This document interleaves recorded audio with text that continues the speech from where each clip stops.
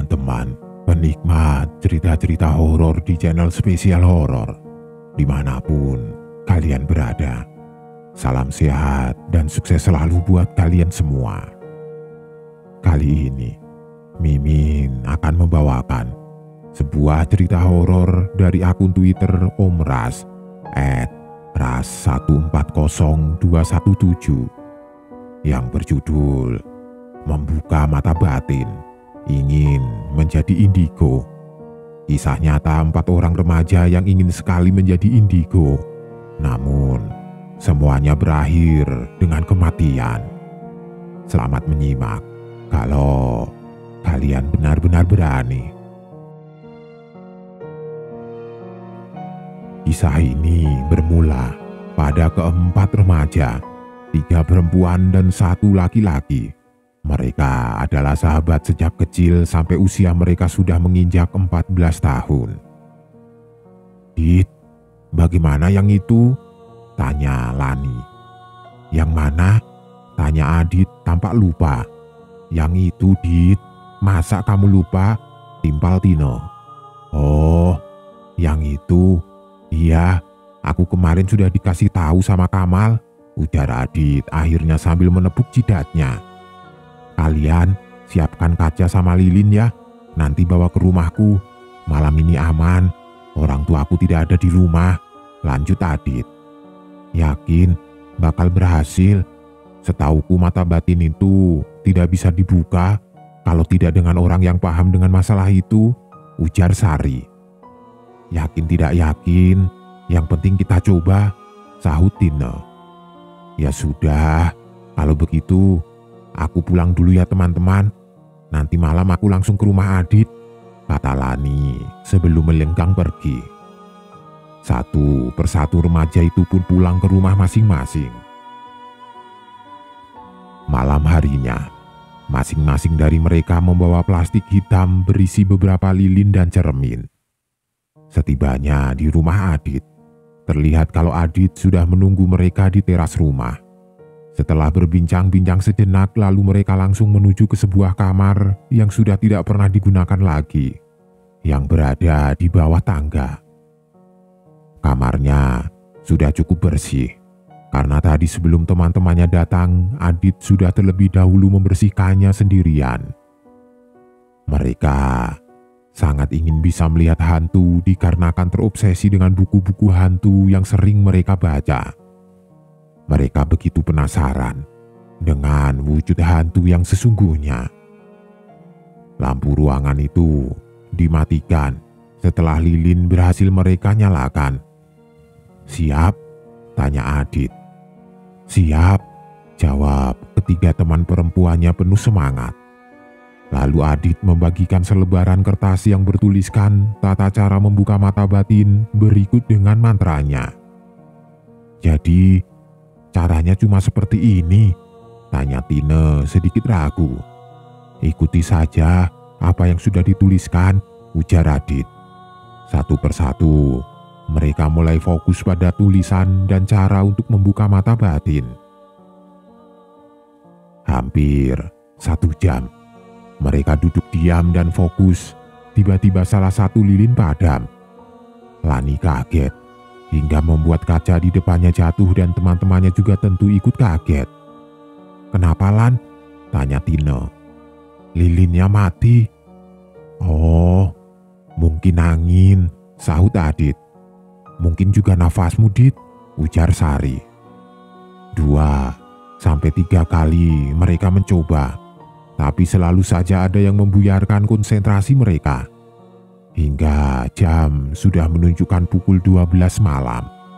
Mereka tetap masih terus mencoba. Sampai pada saat mereka sudah benar-benar lelah dan merasa gagal atas percobaan yang mereka lakukan. "Sepertinya memang tidak bisa membuka mata batin tanpa bantuan orang yang ahli," ucap Sari. "Nanti kapan-kapan kita coba saja lagi." Dengan mata yang sudah sangat berat, mereka berempat membereskan ruangan tersebut lalu tidur. Pagi-pagi sekali, bahkan azan subuh pun belum berkumandang. Lani, Sari, dan Tine pun pulang ke rumah masing-masing. Saat berpisah di jalan dengan teman-temannya, barulah hal-hal aneh mulai terasa. Sari, Tine, dan Lani merasa ada seseorang yang terus mengikuti mereka. "Lagi menunggu siapa, Dek?" tanya Tine pada seorang anak kecil yang sedang berdiri di tengah jalan. Anak itu tetap asik dengan sesuatu di tangannya, tanpa mempedulikan pertanyaan dari Tine. "Kecil-kecil sudah sombong, bagaimana besarnya?" sungut Tine seraya berjalan pergi. Dan di saat itulah, anak itu mendongakkan kepalanya ke arah Tine yang ternyata adalah anak tetangganya yang dulu meninggal karena tenggelam. Tine berteriak, lari sekencang-kencangnya ke arah rumah. Nafasnya ngos-ngosan saat sudah sampai di depan rumah. Rumahnya sudah sepi. Mungkin kedua orang tuanya sudah pergi ke pasar untuk berjualan. Ia mengeluarkan kunci rumah dari sakunya, dan saat pintu terbuka, ia melihat kedua orang tuanya yang masih ada di rumah. Keduanya duduk tanpa mengeluarkan suara. Wajahnya pucat dan ruangan itu juga berbau. Tine heran, kenapa ia tidak dimarahi, padahal ia sudah pergi semalaman. "Ma," sapa Tine. Kedua orang tuanya serempak memalingkan wajahnya, namun darah mengucur dari kepala si ayah, membuat Tine ketakutan dan segera masuk ke dalam kamarnya. Hal yang sama terjadi pada Sari, Lani, dan juga Adit. Saat Sari masuk ke rumahnya melalui jendela, ia melihat adiknya yang sudah meninggal berdiri di hadapannya, membuat Sari ketahuan dan dimarahi habis-habisan oleh ayahnya. Lani aman karena sudah izin pada orang tuanya untuk tidur di rumah Tine, tapi ia juga melihat Pak Majid yang baru 3 hari meninggal sedang duduk di depan rumahnya. Sementara Adit, ia melihat sesosok perempuan cantik berusia 25 tahunan, memakai dress putih dan rambut yang panjang. Sosok itu mencoba berkomunikasi dengan Adit, namun Adit tidak bisa memahami apa yang dimaksudkan oleh sosok tersebut. Tidak ada sedikit pun rasa takut di wajah Adit saat melihat sosok tersebut. Karena hari itu orang tuanya akan pulang, Adit langsung mengerjakan pekerjaan rumahnya, mulai dari mencuci pakaian, piring, dan mengambil air ke sungai, lalu mandi, berpakaian, juga makan. Setelah melakukan semua tugas rumah dengan sangat rapi, Adit masuk ke dalam kamarnya, membaca buku-buku hantu yang sebelumnya ia pinjam pada Wahab, tetangganya. Di salah satu halaman buku itu juga terdapat tata cara membuka indera keenam, karena sebenarnya semua orang sudah memiliki indera keenam sejak lahir. Hanya indera keenam itu akan tertutup dengan sendirinya ketika usia sudah berada di atas 5 tahunan atau bahkan tidak sampai 5 tahun. Dan orang-orang yang dengan indera keenam atau mata batinnya yang masih terbuka sampai ia dewasa, mereka itulah yang disebut dengan indigo. Seseorang yang bisa melihat sesuatu yang tidak kasat mata dan berkomunikasi. Indera keenam sendiri mempunyai tingkatan. Ada orang yang hanya bisa melihat mereka saja tanpa bisa berkomunikasi. Ada juga yang hanya bisa mendengar suaranya saja. Dan ada juga yang mampu melihat, menyentuh, juga berkomunikasi dengan mereka, sama seperti kita berkomunikasi dengan manusia. Tapi biasanya, kalau sudah di tingkat atas, baru bisa seperti itu. Indigo adalah sebuah kemampuan istimewa, tapi terkadang juga bisa menyiksa. Apalagi kalau berurusan dengan makhluk-makhluk yang usil dan jahat, dan tidak bisa mengendalikan rasa takut pada mereka. Saat Adit masih asik membaca buku-buku tersebut, perempuan itu berdiri di dekat tempat tidur Adit. "Kamu siapa?" tanya Adit. Hening, tidak ada suara apapun. hanya gemerisik angin yang masuk melalui jendela kamar. "Adit, Adit," panggil beberapa orang dari luar rumah. Dengan sedikit malas, Adit melangkah keluar kamar. Saat pintu rumah dibuka, ternyata yang memanggilnya tadi adalah teman-temannya. Tanpa disuruh masuk, ketiganya masuk ke dalam rumah Adit. Mereka menceritakan pengalamannya masing-masing saat pulang dari rumah Adit. "Aku juga melihat hantu, tapi bukan keluarga kami ataupun tetangga. Seorang perempuan, kira-kira seusia dengan kakaknya Wahab, berada di rumah ini. Dia sepertinya ingin mengatakan sesuatu, tapi aku tidak paham sedikit pun," ujar Adit. "Itu berarti usaha kita tadi malam berhasil?" tanya Sari, Lani, dan Tine bersamaan. "Iya, mulai sekarang kita harus lebih melatih penglihatan kita supaya kita bisa berkomunikasi dengan mereka," lanjut Adit. Setelah jam menunjukkan pukul 1 siang, mereka pun pamit pulang pada Adit. Hari-hari yang dijalani keempat remaja itu kini berbeda. Malam dan siang selalu saja berhadapan dengan hal-hal tidak kasat mata. Mereka juga mulai diganggu dan diusili. Sampai Sari, Lani, dan Tine jatuh sakit karena ulah dari sosok-sosok hantu tersebut. Berbeda dengan halnya Adit yang memang pecinta hal-hal mistis. Ia justru senang dan mulai mengasah kemampuannya. Hingga berbulan-bulan telah berlalu. Kini Adit sudah bisa berkomunikasi langsung dengan makhluk-makhluk tidak kasat mata yang berada di sekitarnya. "Aku sudah tidak kuat, Dit. Mereka sangat menyeramkan. Aku mau menutup kembali mata batinku. Aku tidak mau dianggap gila terus," ujar Lani, disetujui oleh Tine dan Sari di suatu hari. "Aku tidak tahu cara menutup mata batin," ujar Adit. "Dan bukannya kalian yang paling bersemangat dulu. Makanya jangan takut, mereka tidak akan menyakiti kalian." "Arwah adikku selalu ada di kamarku, Dit, menatapku dari malam hingga pagi. Aku tidak nyaman dengan keadaan ini. Sama, aku juga sering diganggu. Tapi aku juga sungguh-sungguh tidak tahu cara menutup kembali mata batin." Mendengar jawaban Adit, ketiga teman perempuannya itu pergi tanpa pamit. Perselisihan terjadi di antara keempat sahabat tersebut, hingga membuat mereka tidak lagi saling sapa. Sampai di suatu hari, kabar duka datang dari Tine. Remaja perempuan itu dikabarkan meninggal gantung diri di dalam kamarnya setelah menceritakan apa yang telah terjadi pada kedua orang tuanya. Mayatnya ditemukan setelah 24 jam tergantung. Awalnya orang tua Tine tidak ada yang curiga saat akan berangkat ke pasar.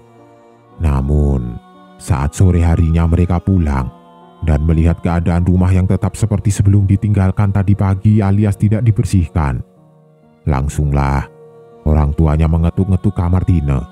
Namun tidak ada jawaban.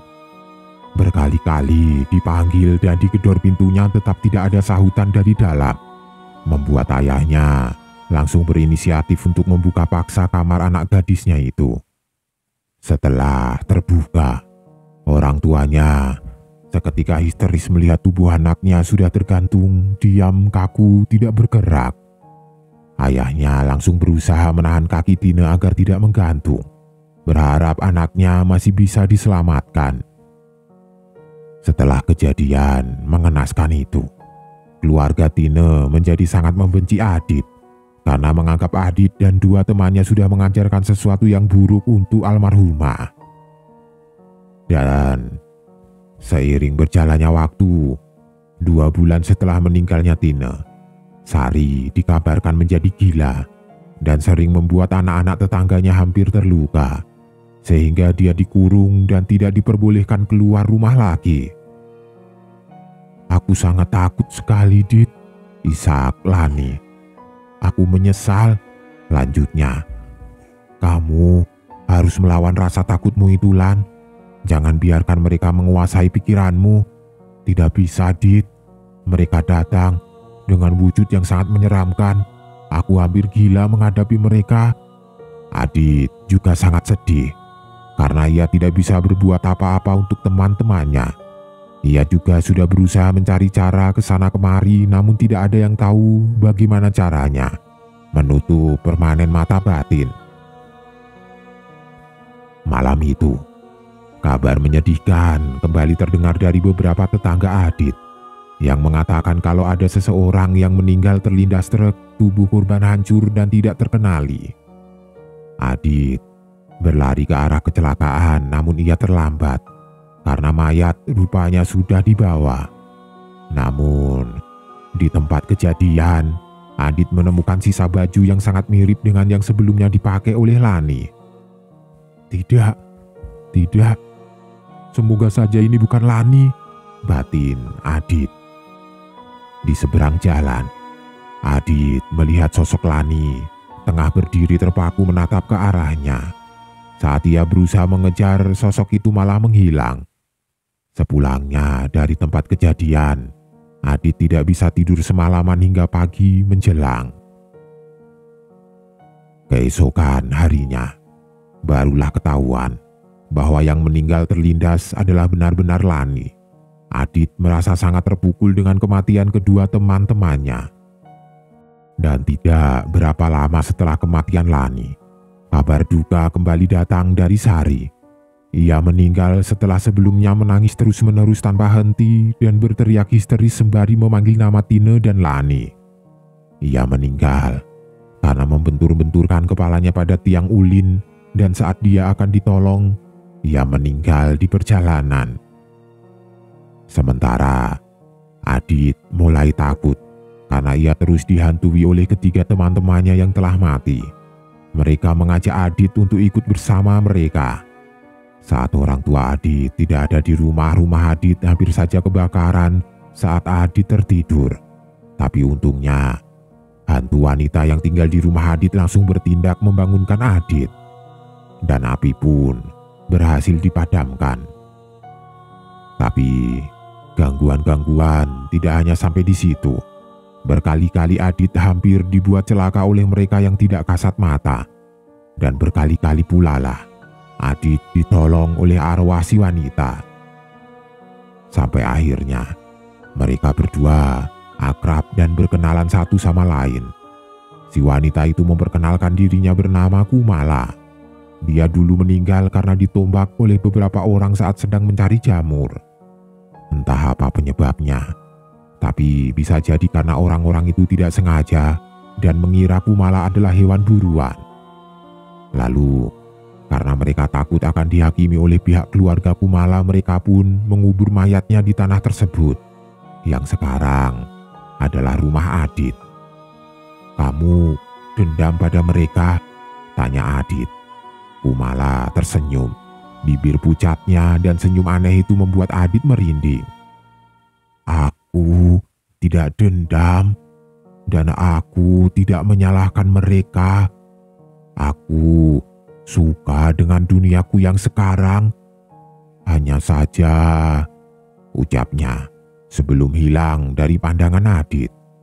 "Hanya saja apa, Kumala?" Hening. Suara gemerisik angin yang meniup dedaunan kering terdengar sangat jelas. Rintihan dan raungan mereka menambah kelam suasana. Adit berjalan ke arah dapur untuk mengambil segelas air. Sosok bertubuh tinggi besar tengah berdiri di pojok ruangan menatap Adit. Adit menoleh, dan seketika sosok itu menghilang. Menyesal? Iya, Adit sangat menyesal. Kini kehidupannya harus selalu dibayang-bayangi oleh mereka yang tidak terlihat. Makan, minum, tidur, sampai ia pada saat mulai kerja sosok itu tetap ada. Tahun ke tahun. Apalagi saat usia Adit semakin bertambah dewasa, sosok semakin banyak berada di sekitarnya. Ada yang hanya sekedar mau berkenalan, dan ada pula yang ingin meminta pertolongan. Mereka datang dan pergi silih berganti. Tapi di antara mereka yang pergi, ada beberapa sosok yang tetap memilih tinggal bersama Adit. yaitu Kumala dan beberapa yang lainnya.